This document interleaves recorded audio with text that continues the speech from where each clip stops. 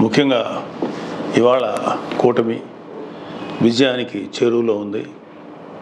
YCP పరాజయం అంచుల్లో ఉంది. So ఎప్పుడైతే ఒక మనిషి పరాజయం అవుతాడు అని తెలియగానే ఒక రకమైన ఫ్రస్ట్రేషన్ ఉంటుంది. ఒక కైండ్ ఆఫ్ వైలెన్స్ చేయడానికి, గొడవలు చేయడానికి సన్నద్ధులు అవుతుంటారు. మీ అందరికీ నా విన్నపం ఏంటంటే, ముఖ్యంగా జన సైనికులకి, వీర మహిళలకి, నాయకులకి రేపు ఓట్ల లెక్కింపు సమయంలో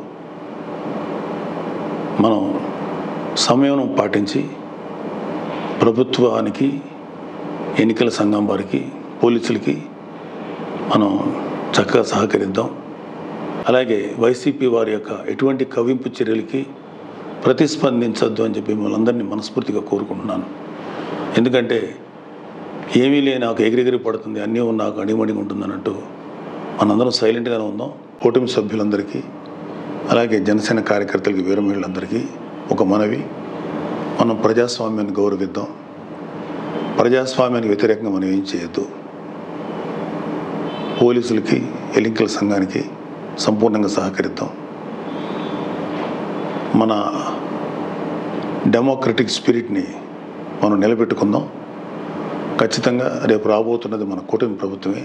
కాబట్టి ఓడిపోయే వాళ్ళు చేసేటువంటి కవింపు చర్యలకి, వాళ్ళు చేసేటువంటి అల్లర్లకి మీరు ప్రతిస్పందించద్దు. Thank you very much. All the best.